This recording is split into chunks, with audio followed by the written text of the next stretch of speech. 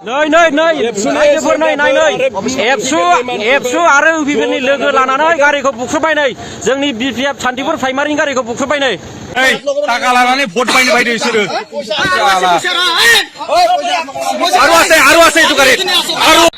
Hello लोगोफोर दिनैनि बे गोदान मोनसे भिडिअ गासिखौबो बरायना लाबोबाय रायजो राजाफ्राथ' टाइटेल थाम्बनेल बा ससे इन्ट्र भिडिअ नुनानै एसेबाबो बुजिखाबाय जानांगौ जोंनि बर' हारिनि गेजेराव पलिटिक्स बा राजनीतिखौ लानानै ना रायजो राजाफोर ओरैबायदि बुलाय सोलाय दानलायलायनो होसोनाय बुलायलायनो होसोनाय गारि बुख्रुबलायनाय गावजों गाव जमलायलायनाय धमकी होलायनाय ना रायजो राजाफोर बेसे नायनो ना रायजो राजाफोर बिनिनो गेजेराव दिनै आं मोनसे आपडेट लाना फैनाय जाहोनानो जाहैबाय इउपिपिएल आरो एबसु लोगो नांनानै बिपिएफ नि लाखिना दोननाय गंब्रै गारिखौ बिथांमोना अन्थाइ खुबैख्रेबदों रायजो राजाफ्राथ' बे भिडिअखौ गोबां इउटुबनि गेजेरजों बा फेसबुकनि गेजेरजों गोबाङानो नुखाबाय जानांगौ जायफ्रा नुवाखै आंनि धीरेन बसुमतारी इउटुब चेनेलनि गेजेरजों नायना लाबानो जाबाय रायजो राजाफ्रा आरो रायजो राजाफोर भिडिअखौ ससेल' नायनो नाङा बा स्किप खालामनानै नायनो नाङा भिडिअखौ जोबजासिम नायबानो जाबाय अब्लासो बुजिगोन अब्ला रायजो राजाफोर भिडिअखौ नायना लाग्रोना बिनि उनाव सावरायनोसै बिथांमोना जि धरनाव बेबायदि जाथायखौ खालायदों एखे गोख्रोङै सोंखारिथाव नङा दिनै आं खावलायगोन जे पुलिस प्रशासनखौ आं खावलायगोन जाहाथे बिथांमोना इमिडियेट जायफोर दिनै बे गारिफोरखौ बुख्रुबफैदों बिथांमोननि नामखौ जों रोखायै जों पुलिसनो गथायखाबाय जुदि बेखौ 24 घन्टानि गेजेराव जुदि हमाब्ला हायोब्ला बिथांमोनखौ दिनैनि गेजेराव हमनांगोन नङाब्ला हयथ' बिनि बेबस्थाखौ जोंनि सेंग्राफ्रा गोख्रोङै जों बेखौ बादा होनो हानाय नङा ओंखायनो आं खावलायदों जाहाथे दिनै जायफोर दायनिगिरि खालायदों बिथांमोनखौ थाबनो हमनांगौ सिटिजोनखौ जाहाथे कन्ट्रल खालायनांगौ प्रशासना मोरै बिथांमोना हरनि गेजेराव बे 12टायाव फैनानै दिनै पार्किं खालामना दोननाय गारिखौ मोरै बुख्रुबफैनो मोनखो अफिसाव बे बिराद माने दुखुनांथावना जाथाय नंखायनो दिनै जोंनि साफ्रोमबो सुबुंफोरखौ आं खावलायहरगोन जायफोर दिनै बिथांमोना दादागिरि गुन्दागिरि खालायबाय थादों बिथांमोना खोब मोजाङै बुंबाय थायो भद्रयै जेन्टेलै बे शान्तिपुर्ण भाबै माखासे खोथा बुंबाय थायो दिनै बिथांमोननि माखासे गुन्दा बाहिनिया दिनै फैनानै जोंनि सेंग्राफोरनि थानाय जायगायाव फैनानै मारै बिथांमोना गारि बुख्रुबफैनो हाखो जेराव बिथांमोना दिनै पार्किं खालामना दोननाय गारिखौ बुख्रुबफैदों बिथांमोननि गुन्दा बाहिनिफ्रा जों स्पष्टआव बुंगोन बिथांमोना प्रसेन बसुमतारी बिपुल बसुमतारी बै बिरग्रां दङ बेनिफ्राय बै राजु ब्रह्म दङ आरो बिनय ब्रह्म दङ जेराव नोङो रमेन बै कलेजनि बे सासे रमेन दिनै बेयो खेरानि बियो बे साख्रि मावनाय मानसिया दिनै मानो बे इउपिपिएलनि केम्पिं खालामबाय थानो मोनखो बियो ओंखायनो इमिडियेट बिथांखौबो एक्सन लानांगौ बिनि साख्रिया मा बेबस्था लायो गभर्नमेन्ट रायजो राजाफ्राथ' भिडिअखौ नायनानै गासिबो बुजिखाबाय जानांगौ बिपिएफ हान्जानि दैदेनगिरि बिथांमोन बा बिपिएफ हान्जानि बिथांमोना गावसोरनि खुगाजों मा होननानै फोरमायगोन रायजो राजाफोर बिथांमोना होनना बुंदों रनेननो सासे कलेजनि केरानि बिथाङा इउपिपिएल दोलोजों थाफानानै सासे कलेजनि साख्रि मावलायनाय केरानि मानसिया इउपिपिएल दोलोजों लोब्बा लाखिनानै केम्पिं खालामबाय दं होनना बुंदों मिथिबायना आं बेखौसो बुंनो सानो मिथिबायना बिथाङा कलेजनि केरानि जालायनानै सासे डिग्री गोनां मानसि जालायनानै बेबायदि जुदि गावनि हारिनि गेजेराव पलिटिक्सखौ लानानै गारि बुख्रेबलायनाय सोरखौबा बुनाय सोरखौबा दाननो होसोनाय माब्लाबा समाव सोरखौबा दाबि धमकी होनाय नाथाय एसेबां गोरों गोरा सुबुंफ्राबो जुदि राजनीतिक एबा पलिटिक्सखौ लानानै ना गावनि बिदा फंबायनि गेजेराव दावराव दावसि खालामनाया मोजां नङाना रायजो राजाफोर नाथाय जोङो पलिटिक्सआव सानबेसे थागोन पलिटिक्सआव जों सानबेसे थागोन पलिटिक्सआ मिथिबाय मोनसे समल' मिथिबायना नों गोहोआव थानाय समावल' मिथिबायना गोहोआव थानाय समावल' नों गोबां माने गावखौनो दादागिरि देखायगोन दम देखायगोन गोग्गागोन मिथिबाय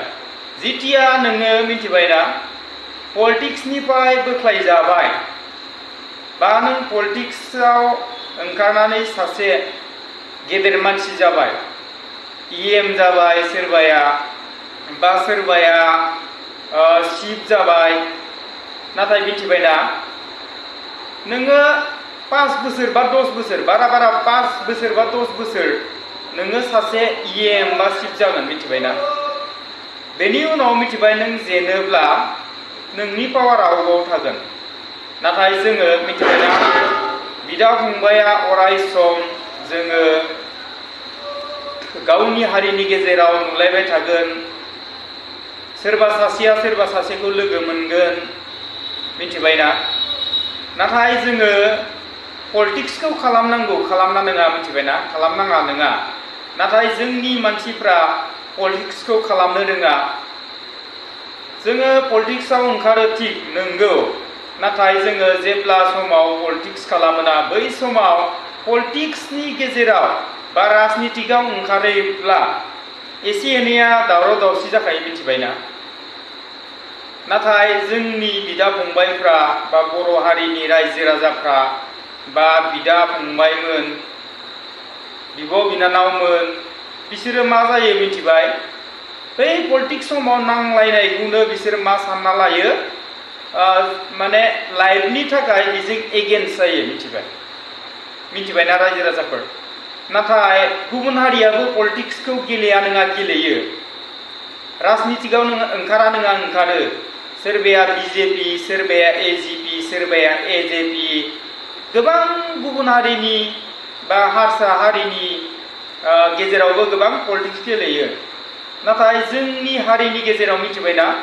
पलिटिक्सनि समाव बा राजनितिकआव ओंखारनाय समाव बा इलेक्शननि समाव नों BPF नों UPPL नों BJP सोरबाया AGP होननानै बे समाव एसे एनै नांलाय खमलाय जानायखौ जोंनि मानसिफ्रा मा सानो मिथिबायना गोबां इम्परटेन्ट सानो माने बे मा जाहैगोन बै पलिटिक्स समाव एसे एनै नांलाय खमलाय जानायखौनो जोंनि मानसिफ्रा गोसोआव सानना लानोसै सोरखौबा बुथारगोन अबेबा लोगो मोनबा देथारनांगौ दानथारनांगौ बुथारनांगौ बेबायदि जुदि गावनि हारिनि गेजेराव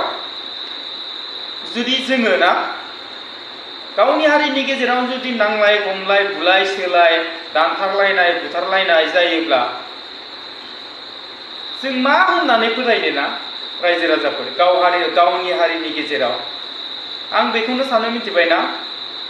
जोंनि बर' रायजो राजा आइ आफा गासिखौबो आं बुंनो सानो पलिटिक्सखौ गेलेना नङा मिथिबायना जोङो पलिटिक्सखौ गेलेयो थिगानो नाथाय पलिटिक्सखौ लानानै जोङो सोरनिबा जिउखौ फोजोबनो सोरखौबा देथारनो सोरखौबा बुथारनो सोरखौबा अबेबा जमनानै थानो नाथाय बेबायदि खालामनाया गोबां दुखुनांथावना रायजो राजाफोर बेनि थाखायनो आं बुङो बा आंनि मोनदांथिजों बुङो आङो जोङो बिदि जानो नाङा मानो होनना बुङोब्ला जों गासिबो बर' हारिनि बर' बिमानि उदैनिफ्राय जोनोम जानाय जों गासिबो मोनसे थैनि मानसि बेनि थाखायनो आं बुंनो सानो बेबायदि नांलाय खमलाय बुलाय सोलाय जानायखौ ज्राब दोननानै जोङो गासिबो हारिनि बा बर' हारिनि रायजो राजा आइ आफामोना जाहाथे मोजाङै अनलायनानै जोंनि बे BTR बा नन BTRआव रायजो जायो आंनिफ्राय बेखिनिखौनो गासिबनिसिमबो फोरमायनाय थाबाय लोगोसेनो रायजो राजाफोरा आं भिडिअखौ बारा गोबाव खालामा मानो होनना बुङोब्ला भिडिअआ गोबां गोलाव जायो बेनि थाखायनो आं बांद्राय बुंनो सानला जोबनायाव आं फंनैसो बाथ्रा बुंबावगोन नोंथाङा जुदि आंनि धीरेन बसुमतारी इउटुब चेनेलाव गोदानब्ला धीरेन बसुमतारी इउटुब चेनेलखौ साबस्क्राइब खालामना होबानो जाबाय लोगोसेनो नोंथाङा जुदि भिडिअखौ मोजां मोनदोंब्ला मोनसे लाइक खालामना होबानो जाबाय कमेन्ट खालामबानो जाबाय आरो जेसेबां हायो मिथिबायना बे भिडिअखौ शेयार खालामना होबानो जाबाय लोगोफोर लोगोसेनो दिनैनि भिडिअखौ बेखिनियावनो दोनथ'नाय जाबाय गोजोन्थों।